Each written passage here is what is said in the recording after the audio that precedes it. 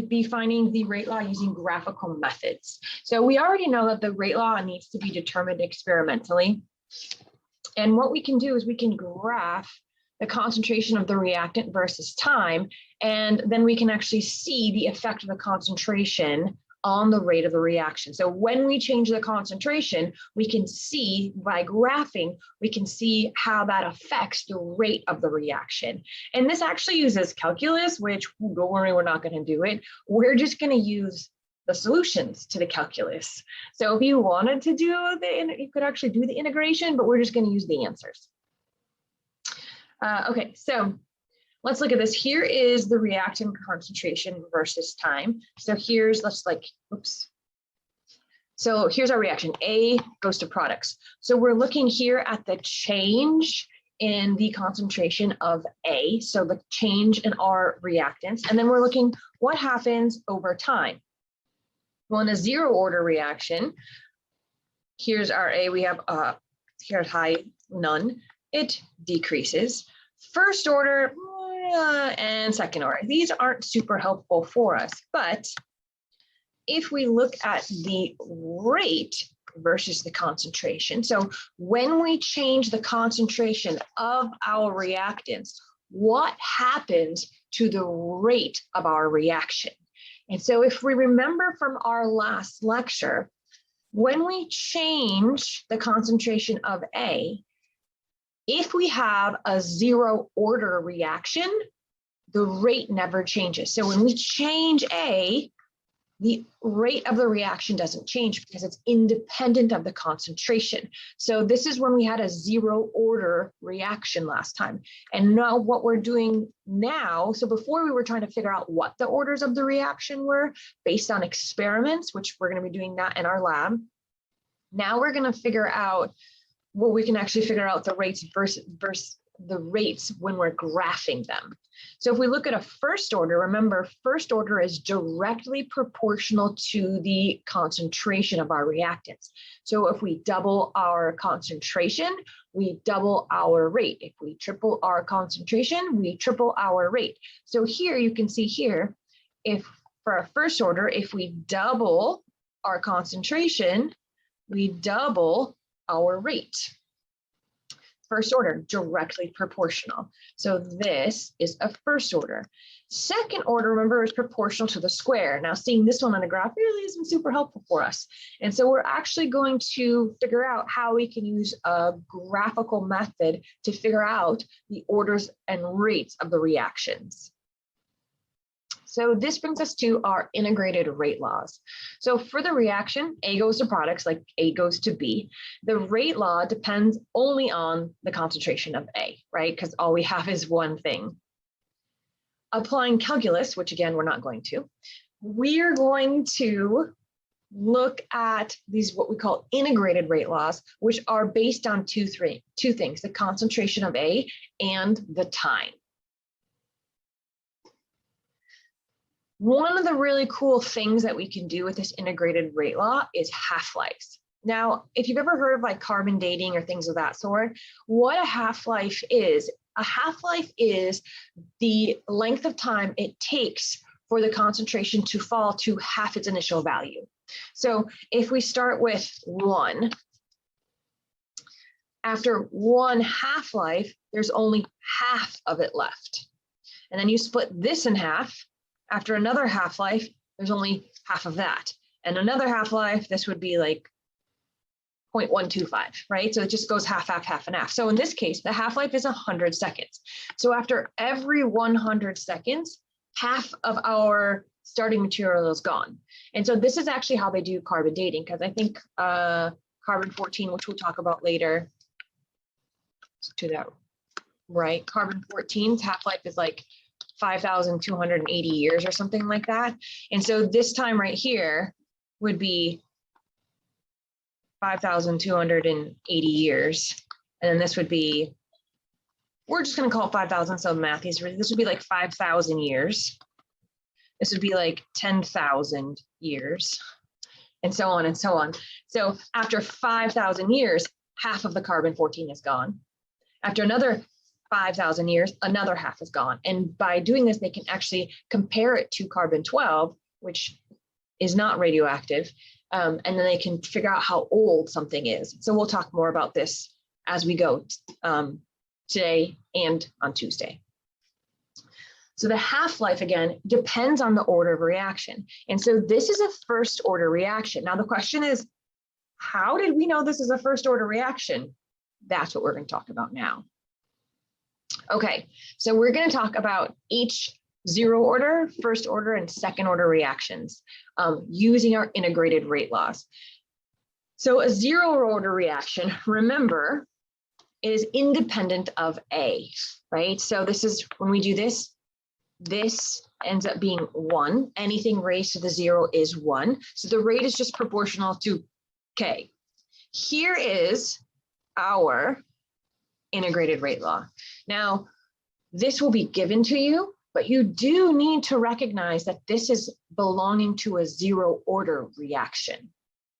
Now, if we graph the concentration of A versus time, and we get a straight line, that is a hint that this is a zero order reaction. Now, our slope is negative K. So whenever we go for our slope, we just take the negative of it, and that is our K. And our y-intercept is the initial concentration of A. Our half-life is just our initial A over 2K, and our rate is molarities per second, and K is molarities per second. And we're going to talk all about these in great detail today.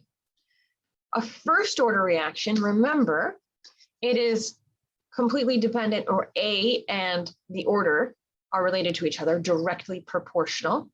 Here is the integrated rate law.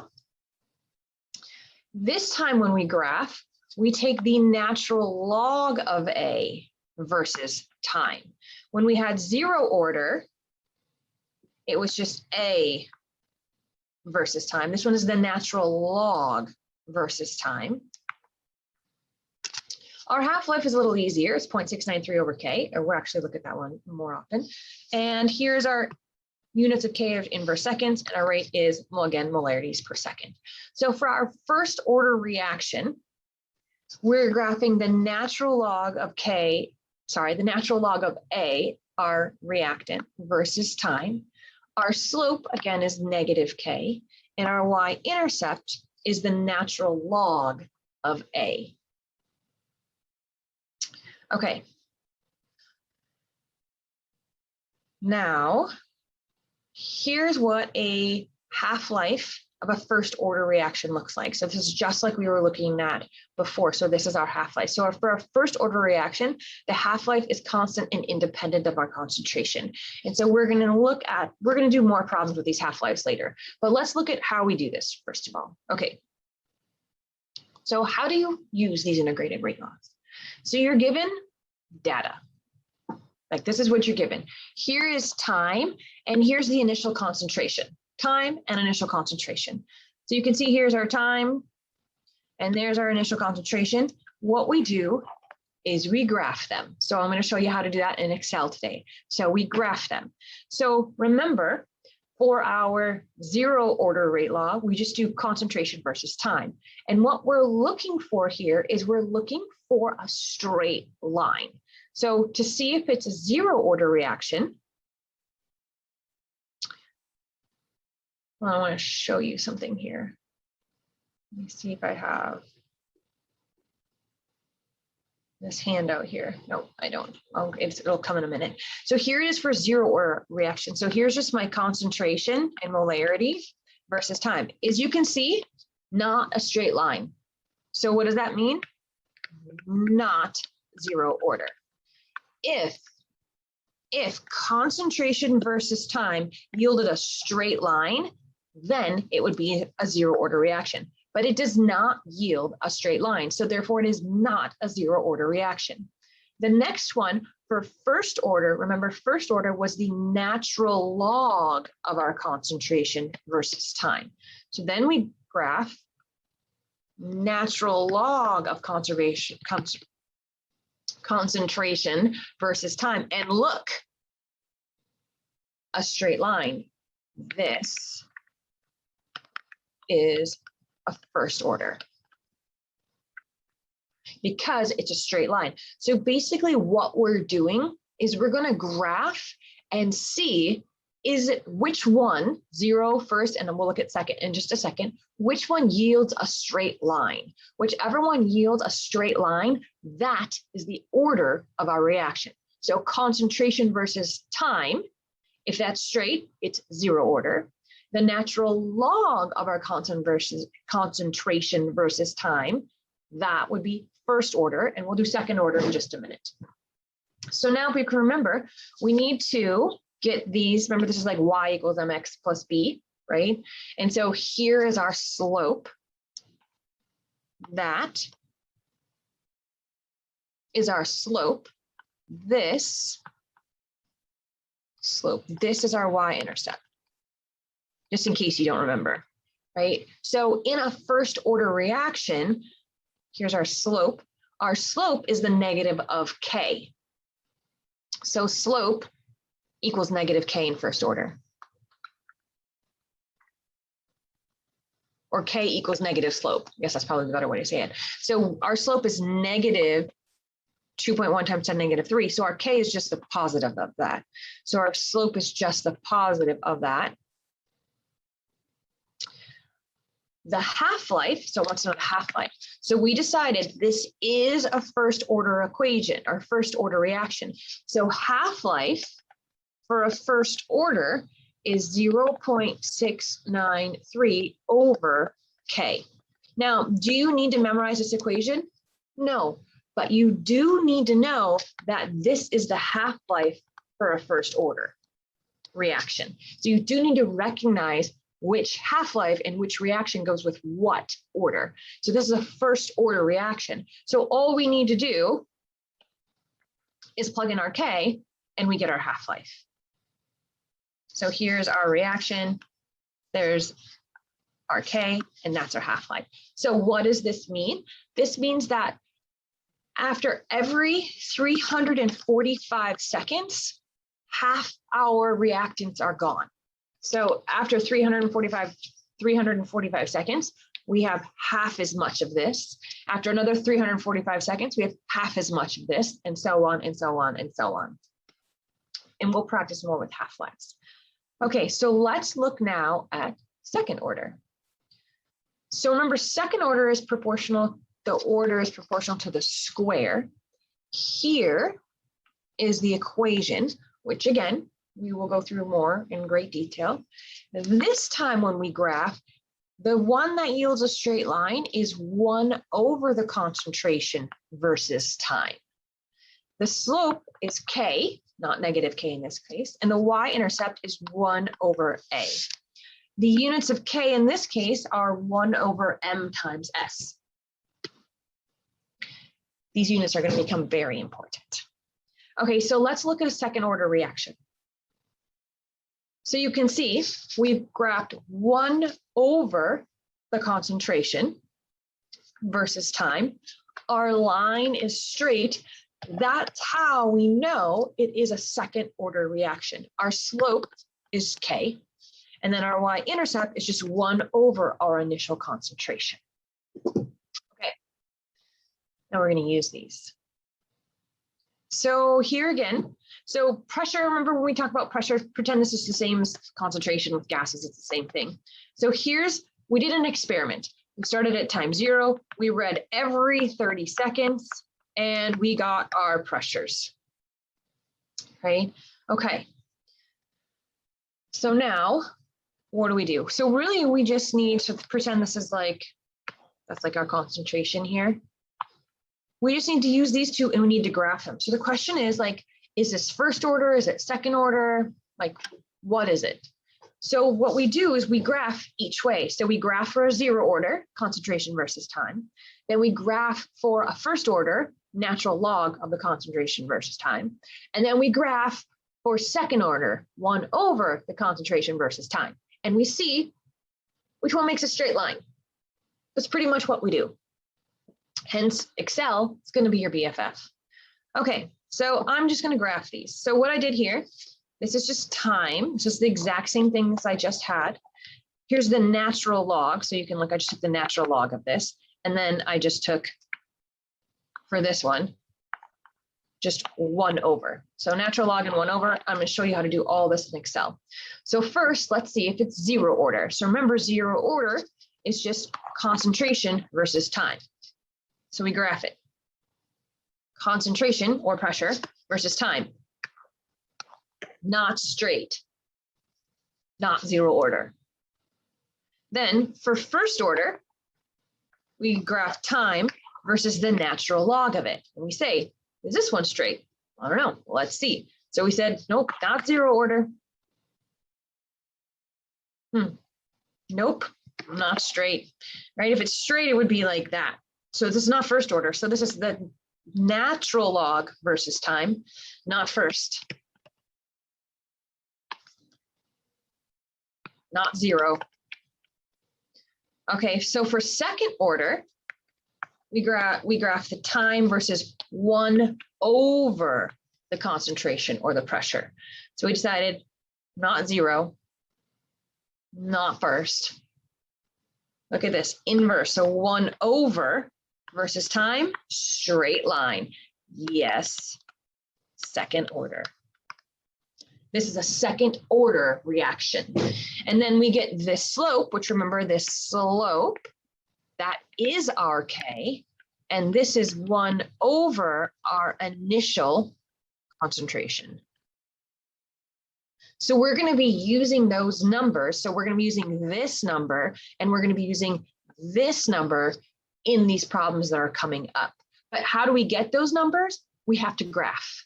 And we're looking for the straight line. And after we figure that out, then we can start our problem.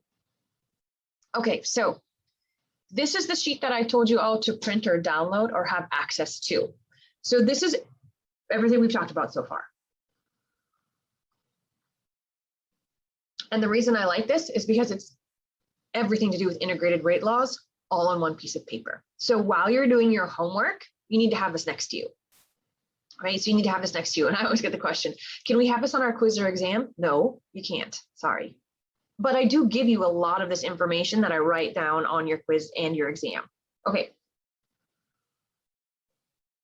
I need to correct that. This is not on your quiz for Tuesday. This one's not. The last 2 lectures are. Integrated rate laws are not. Too much for one quiz. Okay, so let's just go over this again. So here's our order. There's our rate law. That's the units of K. Here's the integrated rate law. Here's what the graph looks like. Here's the half-life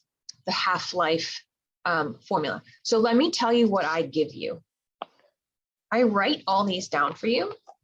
I also write all this down for you.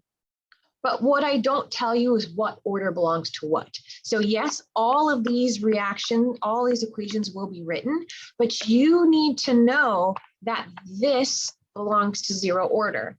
That these, and there's 2 of these, it kind of depends on, I mean, they're just really rearranged, but I write both of them for you.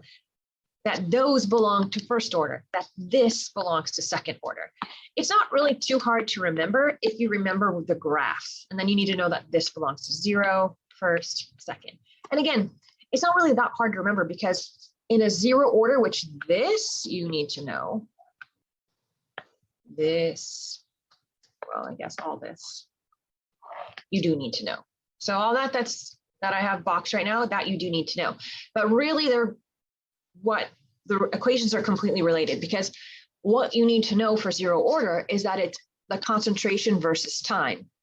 If you look at the equations, they're always concentration and time, right? Concentration and time. 0 order, the units of K are just M over S. For first order, it's natural log. We'll look at these reactions, natural log, natural log. So anything with an ln is a natural log. This, by the way, is the natural log of 2. ln of 2 is just 0.693. So it's got a natural log in it also. First order, the units are 1 over S, or S to the -1 for K. These units are going to become super, super, super important, these units of K. Okay, for second order, it's 1 over a versus time gives us a straight line. Well, look at this equation, 1 over a, 1 over a, 1 over a. So really, if you know what you're graphing, you know the equations, right? A and time is always going to be zero order. ln of a, anything with an ln, first order, 1 over a's, second order, right? So as long as you remember that, you kind of, because you don't need to memorize these equations, they're given to you. You just need to be able to recognize which one belongs to what order. Okay, you ready to practice with this? Okay, let's practice. Here's our reaction. There's a lot of different ways to ask these questions, so I'm going to do a few of them today. So we're being told that this is a first order reaction. They're giving us our K, right? Our rate constant, that is K. They're giving us K, and they want to find the concentration of the reactant at some time when the initial concentration is this. Okay, so if they said it's first order. All right, first order. Well, we need to know which reaction or which equation is first order. So we go back here. I'm just going to erase all this. And we go, oh, this is our first order equations, right? Now, these little zeros, this little, we call them A naughts, that means initial. So that could be the same thing as like saying A initial. That's what these A naughts means, they initial. So like initially, at the very beginning of a reaction, when no time has passed, that's the concentration, right? So that's what all of those mean. This one means just at some time. As time passed, at some point in the reaction, this was the concentration at some point in the reaction. So A naught is initial, AT is just at some time. So they're telling us our time and they're giving us our initial concentration. So here's everything they've given us. We want SOCl2. So we need to use our equation. So the first thing we need to be able to do is we need to pick the right equation. So we need to pick this first order equation, right? So all I did is just, I just wrote it here. That's our first order equation. So here's our first order equation. Now, what are they giving us here? Okay, so K, right? That's our rate order. I mean, our rate constant. That, let me just point that to the K specifically. That is our K, right? Now, they want at this time, that's our T. Actually, let me just not do it from the top. Let me do it from right here. This is our time right here. And we want our concentration at that time, right? And so they're telling us our initial concentration. We want this one. And we want it at our time at 865 seconds. So this is what we want, or sorry, yeah, 865 seconds. They give us our initial. I'm just going to actually, this one's kind of in the wrong place. So I'm just going to put this right here. And here's our initial. So we want our concentration. So we want this A, and this is SO2Cl2 at time 865, right? Equals our negative of our K, so negative 2.9 times 10 to the 4th inverse seconds times our time. You would need to really watch the time here. Now, what do I mean by that? 865 seconds. Do you see this is inverse seconds and this is seconds? They need to cross off. So if they give you in minutes, so if they had given us this in minutes, we need to make sure that it crosses off with our K. So just in general, they're always seconds. Always seconds. Always change your time to seconds and kinetics, almost, no, okay, not always. 95% of the time it's in seconds. Just keep an eye on the units that they do cross off. Okay, plus the natural log of our initial concentration, 0.0225. Put the M there. So all we do is put this in our calculator, right? Remembering, when you have a natural log of something, so when you have a natural log of, I'm just gonna say, let's just keep it algebra E, right?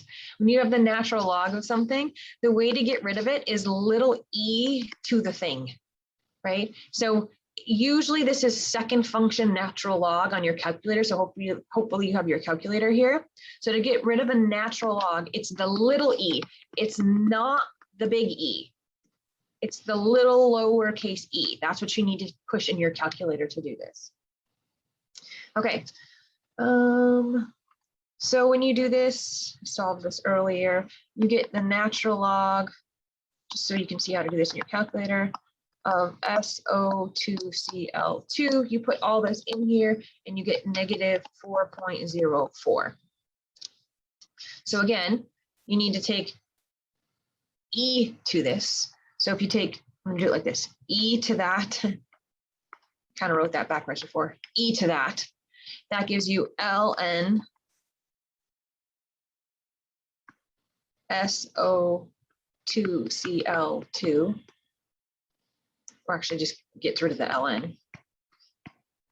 And then e to the negative 4.04, which ends up being, I don't remember what it ends up being, but it's second function natural log. Okay, see, I put all this in here. Let me just erase this. So to get rid of the natural log, second function natural log, e to the negative 4.04, and this gives us our concentration. Again, what is this? This is the concentration of our reactant after 865 seconds has passed. So after 865 seconds has passed, this is the concentration of our reactant. Now, notice, it should be less than the original, right? If our initial concentration has to go down over time, right? After our initial concentration, after any time passes, we should definitely have less. Hence, if you're doing these problems and you get a number that is bigger than the initial number, something is wrong, right? Something is very wrong. Or if you get a negative number, nope, can't do that either. What do we know about our answer? It should be less than that. That's what we know. It should be less. How much less? Don't know, but just less and not negative. So it really narrows down your answer choices. All right, let's try. Oh, any questions on this before we go on?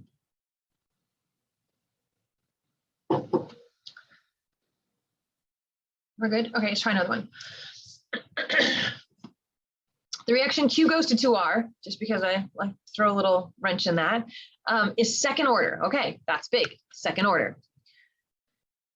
If the initial concentration Q is 0.01, and after 5 times 10 to the seconds, here's our new Q, find the rate constant. Okay, so what do we need to know about this question? Because I'm going to let you try this one on your own. Second order, that's the key. So hence again, why this little sheet is so handy, second order. So that's the reaction we have. In this case, they're giving us this, they're giving us this, they're giving us this. We have to find K. Yeah, a little bit of math here. Tiny bit of math, right? So they're giving us our initial, they're giving us at the time, and they're giving us the time. In this case, they're asking for the rate constant, which is K. So see, here's the initial. And again, remember, that's A naught. Here's our time. And then here is our A at, or AT at some time. What time is that at? It's at 500 seconds. And we want to find K. So the key here is to figure out what reaction we use. And then understanding, Again, initial is A naught, Q at some time is given, find K, the rate constant. So here's everything they give us. We need to remember that that is our reaction. So again, they're giving us a lot of this information. So here's our time. Here's the concentration at some time. Here's our initial concentration. And we're solved for our K. Now, some of this math isn't like super fun. So when we plug this in, so 1 over concentration at some time equals K times T plus 1 over the initial concentration. So 1 over concentration at some time. So here it says after 5 times 10 to the 2 seconds, the concentration is this. So that is this piece right here. Right? That's this piece right here. We want to find K. Our time is 500 seconds. 1 over the initial concentration. Oh, I put too many zeros in there, sorry. 0.01 molar. And so 1 over this, 1 over that, divide by 500. So this gives you, what is this, like 1,000? Yeah, so this gives you 1,000 equals K times 500 plus 100, subtract 100, subtract 100, and then you get, well, I mean, I'm just gonna do it like this. 1,000 minus 100, divide by 500, divide by 500, and that equals your K. I mean the math, you guys can do this math. And that's our K, our rate constant. So our units of our K are going to be kind of important. I want to show you how, see how I left the units off? It's really hard to find your units of K now. It's really, really difficult. You got to leave the units in because that gives you, you can either just memorize your units or you can leave them in. I say, and this is why I left them out, it's really hard to figure it out if you don't leave them in. So when you do this one, I'm just going to do this one right here. So this ends up being 1 divided by m. So when you put this on the top, this ends up being 100 to the m negative 1, or 100 over m, right? You divided your number, but this unit is still on the bottom. Same thing with here. This unit is still on the bottom. So when you end up with 1,000, the unit's still on the bottom because it's 1. Think of it as 1,000 times 1 over m. Think of this as 100 times 1 over m, right? So your unit is still on the bottom here. And so when you subtract this, your unit's still on the bottom. So you have m to the negative 1 is your units, and this is seconds, right? And so when you put this together, you end up with m to the negative 1 over seconds, which is just 1 over m times s, or m to the negative 1, s to the negative 1. And if you go back, I'm going to come back to this in a second. So remember, m to the negative 1, s to the negative 1.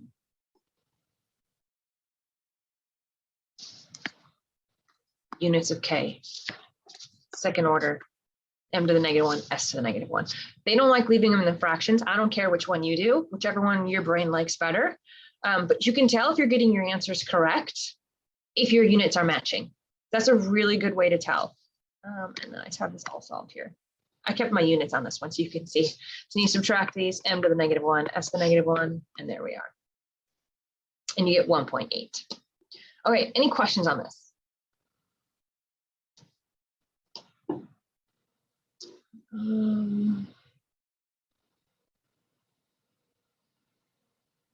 Someone has a really quick question.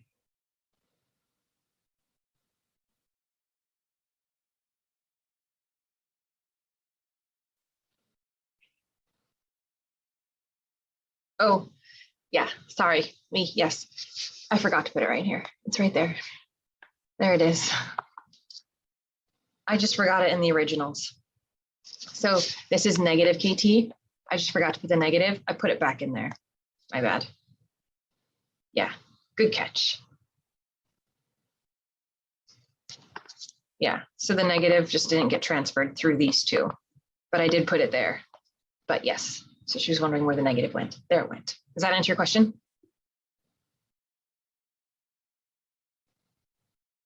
Yes, this makes sense. Okay. All right. Any questions on this one? Questions on this one? All right, so let's summarize everything we just talked about. To figure out our rate laws in our equations using graphs, we graph. What do we graph? We graph A versus time, then we graph natural log versus time, then we do 1 over A versus time. And then depending on, we can figure out if it's 0, first, or second order, whichever one gives us a straight line. So if it's linear A versus time, it's 0 order. If it's linear ln versus time, first order, 1 over A versus time, second order. And then we can use grab our equation and then solve whatever problem they're asking. Okay, so we're going to practice this. Okay, so I'm going to show you how to do this one now using Excel. Hopefully my computer will not crash when I do this. So here is the concentration versus time. Now, how do you do this using Excel? Because we are going to be doing this. We're going to be using Excel for our lab also. So what we do is I'm going to bring this over here and share my Excel screen. All right, can everybody see my Excel screen now? Yes. All right, so here's my time, and those are my concentrations. So you can see here. So look at these concentrations here. 0.1, 0.067, 0.5. I just want to show you that I am doing the exact same thing. See, 0.1, 0.067, 0.5. So I just took all these and I put them in my Excel sheet.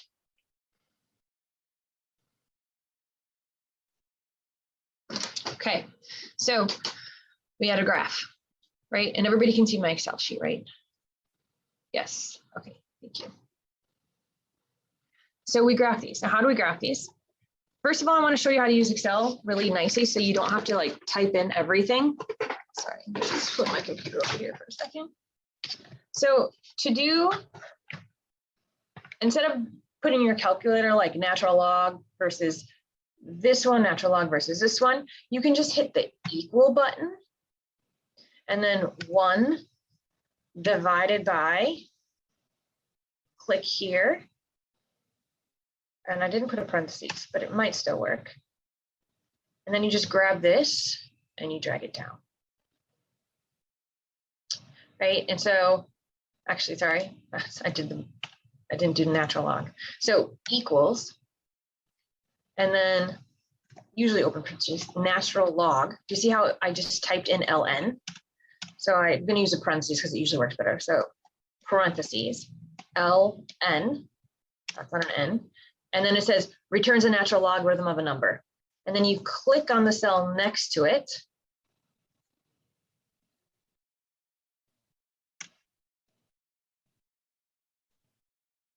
Why isn't it working?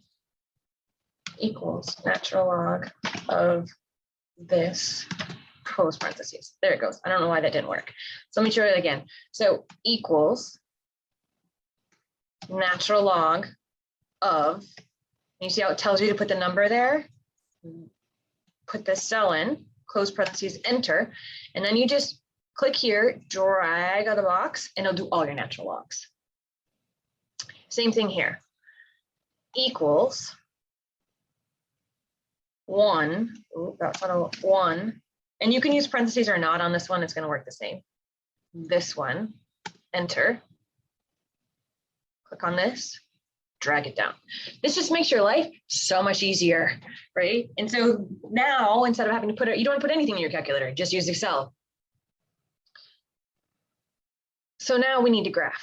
So remember, for zero order, it's time versus A. So we highlight it, insert, chart, always use the one of the dots, the scatter, and we can see, look, not a straight line. Not zero order, because it's not a straight line. Then, now most of your Excel won't let you graph across boxes. What do I mean by that? Like if I click here and I click here and try to graph, it usually won't do it. Huh, but mine did. But most of the time it won't. Mine's a new Excel, so it works. But you can see, I don't really know if that's a straight line either.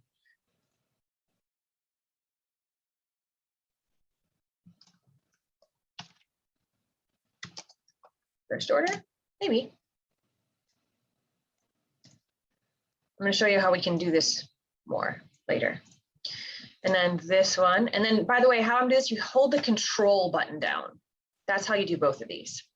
Insert, chart, this one. Oh, that one is a straight line. Yes, that one is a straight line. That's definitely straight. Now, let me see how you can show this. Order, yes, right? So if you make this bigger,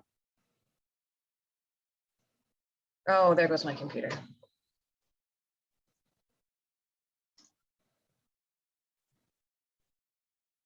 Let me just move this on. You can see that this one is curved. You can also, let me show you, I'm just going to do the trend line on the second order so you can see. So how we get the trend line and everything, just in case my computer decides to stop working. You click on the graph and you click the little plus button. And you go down here to trend line. Then you click over here, more options. And now I got to do it twice. Sometimes mine doesn't work. All Excels are a little bit different and a little bit annoying, by the way. You kind of have to work with yours. By the way, Excel is free through SAC. So it is free through SAC for us. So, if you don't have Excel, come talk to me in lab and I'll show you where to get it. And I can also put it on announcements too. Okay, so it's right down here, display equation on chart. Now to tell if it's straight or not, you can display the R squared value. The closer the R squared value is, I'll make this bigger. No, I can't make it bigger. You can try. The closer this R squared value is to 1, the closer it is to being a straight line.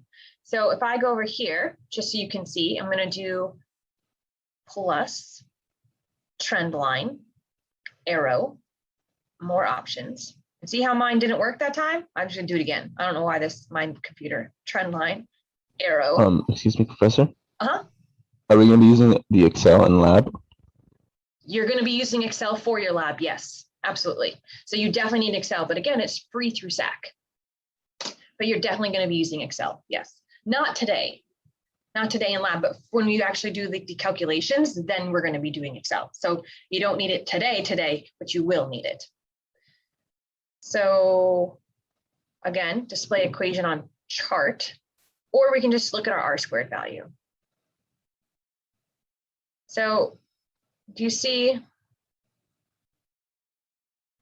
This one is 0.993, which means it's closer to a straight line than this one, which is 0.96. If we go over to our zero order, which I have it right here, again, click on your graph, plus trend line, more options. Again, mine didn't work. Plus trend line, more options. I don't know why I have to do it twice. Display R squared.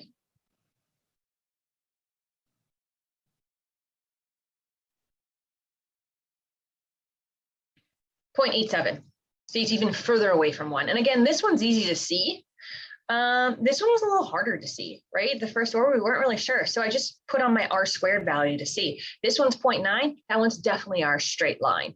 And now this is the equation, remember, that we're going to be, or not the equation, this is the equation we're going to be using, because this is our K, and our initial concentration is going to be 1 over our y-intercept, right? So this is our y-intercept, it's 10.056. The slope of this line is 0.0992. We don't need this R squared. Again, the R squared just tells us how close it is to being straight. The closer that R squared is to 1, the closer it is to being a straight line or a linear relationship, and that's what we're looking for. So you're going to be doing this, not today, but you're going to be doing this in your homework likely, and for our lab, but not today. Okay, but that's how we use Excel. So now I'm just going to show you the answers here. And by the way, when you're going to be doing your lab and you're like, wow, how do I do this? Just come back to this piece of the part of the video. It's almost the end. That's how you can tell. Okay, so here is, make sure you can see this. Yes, you can. So here's everything. Here's the natural log and 1 over, I just put all those in here. So here was our 0 order, which we decided not straight, not 0 order. Again, how do I know it's 0 order? Concentration versus time. That's 0 order. It's linear, it's 0. It's not linear, it's not 0. And then natural log versus time. Again, close to linear, but not. That's first order, so it's not first order. And then here's the one we did. 1 over concentration versus time. And indeed, it is a second order reaction. Now, this one I don't have all my significant figures. That one was like 10.056, but I just rounded it to 10 for easiness, for simpleness. But again, that is our rate constant. This is 1 over our concentration, right? So that's 1 over A. Okay, so we completed our table, we figured out it's second order. And the question is, what will the rate be when the concentration is 0.1? So 1 over A was our straight line. So that means it's a second order reaction. Our slope is our K. And then we can actually just plug this in. So a concentration of time, or a concentration. So in this one, they're giving us this piece. We've got our A, and we know it's second order, so we can just plug it in. Rate equals our K, which is 0.1, times our concentration, which is 0. Actually, I'm going to put the units in so you can see this. I'm going to put it like this, just so you can see the units better. Again, this is the same thing as this here, times our concentration, which is 0.01 molar squared, right? And so when we do that, we get 1 times point, oh, look, it's all there for you. 1.0 times 10 to the negative 5th molarity per second.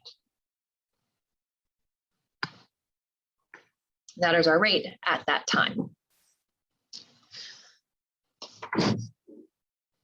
So you can see using these graphs, it's after you get good at Excel, which those of you that used the lab kits when we were doing Chem 209, if you took Chem 209 here at SAC, you should be Excel kings and queens because you used Excel so much in the lab kits. But if you ever need trouble with the graphing of it, just again, go right back to that piece of the video and it'll show you how to do the graphing. Okay, relationship between order and half-life. So we talked about the first part of the equations. Now we're going to talk about half-lives. So again, for a 0 order, it's just initial over 2K. For half-life for our first order, it's the natural log, and the natural log is just 0.693, the natural log of 2, and so that's why the equation I always have says 0.693. But sometimes I think this is better because it helps you remember which one is which. Because whenever you see a natural log means first order, 1 over always means second order, and then direct always means 0 order. Okay. So now we've done all of these. And again, remember, this is just the natural log of 2. So when our half-life here is directly here, 0 order. Natural log, natural log, natural log, first order. 1 over, 1 over, 1 over, 1 over, second order, right? And then again, when you're graphing, straight concentration, natural log, 1 over. So if you just kind of remember which one's which, it's not so bad to put the equations to the correct order. Okay, molecular iodine dissociates at 625 Kelvin with a first order rate constant of 0.271 inverse seconds. What is the half-life? Okay, half-life first order. Half-life first order. So we go back and we go, oh, first order half-life. Natural log of 2 over K or 0.693 over K. They're giving us our K, right? They're giving us our K. We just need to plug it in. So we look, that's our reaction. So we just take the natural log of 2, which is 0.693, divided by our K, which is 0.271 per seconds. And that gives us 2.56 seconds. Not so bad. The hardest part is remembering that that's the equation. Again, you don't need to memorize the equation, but you do need to recognize that it belongs to the first order half-life.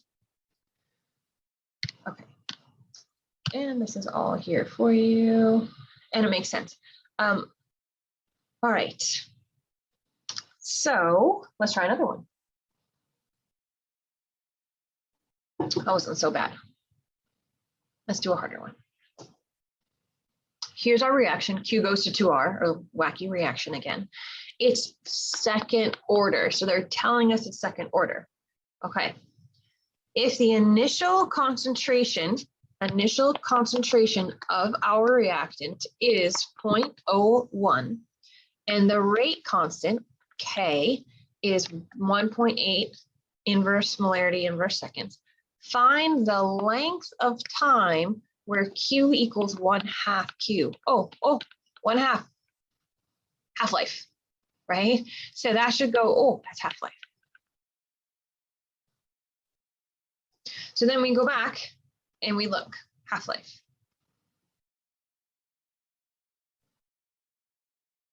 Right, however you want to write, I just use that one. 1 over K times the initial concentration, got it.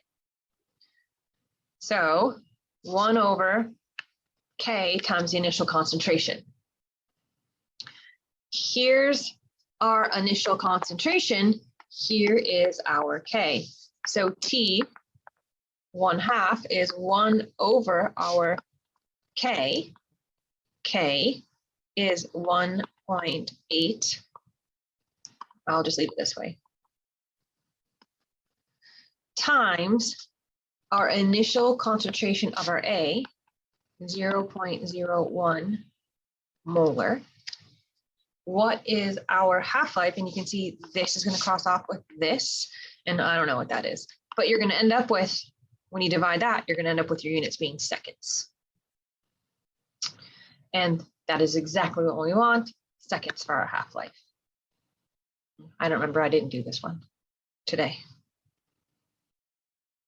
Second order, we just plug it in. Oh, we end up with 56 seconds. All right, any questions on this one? Questions?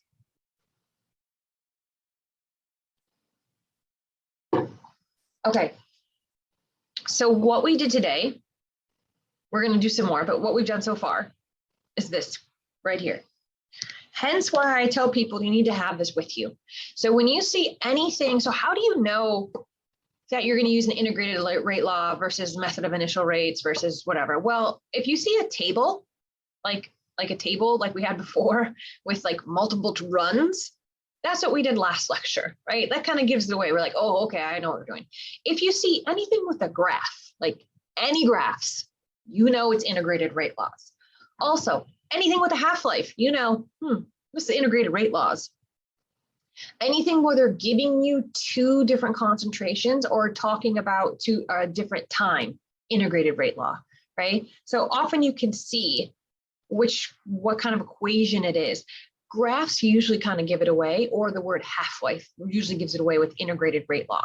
So this is the third piece that we have talked about. The next piece we're going to talk about is the effect of temperature on rate.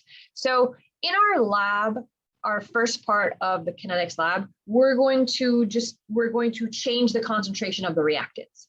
The second part of lab, which we're not going to do the first day, we'll do it the second day, is we're going to mess with the temperature. Now, changing the temperature changes the rate constant. So before now, we're never changing our rate constant because rate constant is the same no matter what, as long as the temperature stays the same. But what if we change the temperature? Then we change our K. So this is called the Arrhenius equation. Why? Because Arrhenius figured it out. And so he investigated the relationship between our K and our temperature. So we're going to talk about all these pieces now. So T, this is just the temperature in Kelvin. R is the gas law, but this is a different R. This is in Kelvin. This is 8.314 R. The A is called the frequency factor. And this is the number of times, well, we're going to talk about that in 1 second. It's the rate of the reactant as it approaches the activation energy, which we're going to talk about that. The activation energy, EA, this is the energy needed for the molecules to start reacting. Okay, so we're going to take the rest of the time and probably a bunch tomorrow talking about this. So first of all, what is this EA and what are they talking about? Okay, so in our first part of the lecture, we talked a little bit about this. It's called a reaction profile. So here's energy, low, high, and here's the beginning of the reaction, here's the end of the reaction. And so if we have this reaction, hydrogen plus oxygen going to water. So in order for hydrogen and oxygen to react to make water, they have to do a few things. They have to hit each other, and they have to hit each other in the right orientation, right? So they have to have enough energy to react. This is part of the activation energy. This is the energy that these need to have in order to react. If they don't have enough energy, they go back down. And if they don't have enough energy, they go back down. They have to overcome this. This is the activation energy. All reactions have activation energy. It's the energy the molecules need to overcome in order to make products. And again, when they try and they fail, that is the A. So we call that the frequency factor. Frequency factor. That's these guys attempting. So the A, and we're going to come back to this again in just a minute. This A is the reactant energy approaching the activation energy. This is like them attempting to have enough energy to get over this hump. So, and they try and they fail and they fail and they fail and they fail and they fail. And sometimes they get over. And that's our A. It's them trying to get over this activation energy. Now, after they get over this activation energy, then they make their products. So again, the activation energy is the energy barrier. So it's the amount of energy that the reactants need to overcome, or the amount of energy needed to convert the reactants into our, what we call the activated complex. Now, what is the activated complex? It's like partially broken, partially formed bonds. It's kind of like not quite reactants, not quite products. So if you look here, for hydrogen and oxygen to make water, they have to break that bond, right? And they have to break that bond, and they have to make those bonds, right? So that has to happen. And so that's the energy that the activation energies they have to hit in order to do this. The activated complex is somewhere between that and this. It's kind of like this blend of partially broken, partially made bonds. So let's look at this activated complex, one that's a little easier to see. All right, so here's our reaction. This is going to go to this. Do you see the only difference here? N is in the middle, now C is in the middle. So for this to happen, these two need to switch places, right? So they need to switch places. And so the bond, this bond right here needs to break and then reform. So we need to break this, and then they need to flip, and then they need to remake this bond. And so the activated complex is kind of like when it's sort of broken and then it begins to rotate and the other one starts forming. It's like not really solid, right? It's really high energy, really unstable. So it's kind of a blend between this breaking and this forming. That would be the activated complex. So if we were going to look at the reaction profile for this, again, here's our reactants, here are our products, this is our activation energy. These reactants have to have enough energy, and we call this like a wag because this one has to like wag over or around. I call it like an attempt, right? So it's like an attempt to get to the activated complex. So as this reaction begins, the CN bond weakens enough for this to start rotating, right? But if it doesn't have enough energy, nothing happens. Nothing happens. It has to somehow, so again, this is the bond we were talking about. This bond has to break. And so you can see here, here's the bond partially broken. And now this has rotated because again, we want the C to be attached here. So it's rotating this way. That's our activated complex, right? It's partially broken, partially formed. That's the top of the activation energy. The activation energy is the difference between the reactants and this activated complex, right? That is our activation energy. So it's the energy in between where the reactants are and where that activated complex is, right? The frequency factor, A, that's the number of approaches that the reactants, the number of approaches per unit time that they approach this activated complex. Most of the time, they fail. They fail, like almost all the time, they fail. But some of the times, they make it over. That's our frequency factor. The frequency is the number of molecules, again, this is our A, the frequency factor, is the number of molecules that begin to form the activated complex, but they don't really make it, right? So that's our frequency factor, because they have to have enough energy.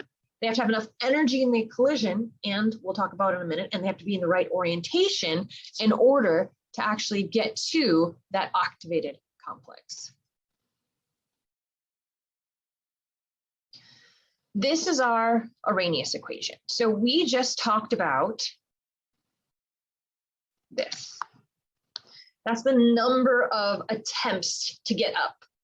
Now we're going to talk about this.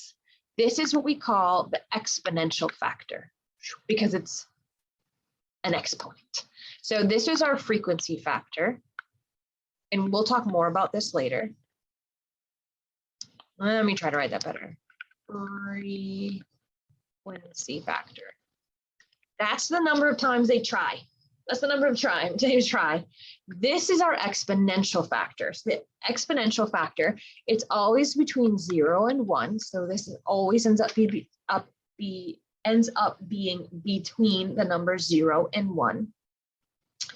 And it represents the fraction of reactant molecules that have enough energy to make it over the barrier. So these are the guys between 0 and 1, 0 meaning none get over the barrier, 1 meaning all get over the barrier, right? This is the number of molecules that actually make it over, right? So let's just draw this again. This is the number of molecules that get over. 0, none get over. 1, all get over. And so you can see the higher the activation, the higher this number between 0 and 1, the harder it is for them to get over. Or I guess the lower the number. So like, for example, if it was easy to get over, let me try to write these. I'm going to do 2 of these. So here's one activation energy. Ooh. See how that one's easy to get over? So they're all getting over. They're like, oh, we're good. This one, a lot more energy. This one's gonna be much harder to get over. So the higher the energy barrier, or the larger the activation energy, the fewer molecules have enough energy to overcome this. So the fewer molecules that will actually make it over. The energy comes from converting the kinetic energy, the movement, to the potential energy when the molecules collide.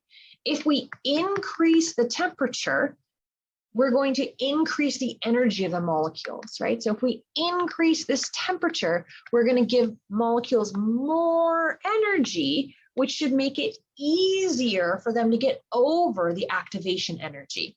So if we increase the temperature, we'll increase the number of molecules that have enough energy to overcome the energy barrier. So if we increase the temperature, we increase the reaction rate.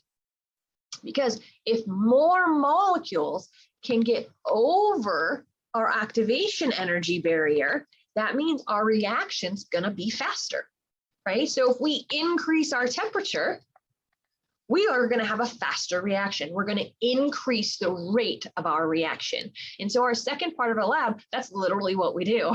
We're like, let's heat it up and see what happens. And then we're like, let's cool it down and see what happens. And again, it's due to temperature. Temperature gives the molecules more energy, so more of them can get over that activation energy barrier. So now this slide is kind of like some people have trouble with this one. So think of this activation energy as this. This line is like the number of molecules getting by, right? That's what this is. So think of this line as the number of molecules that get by.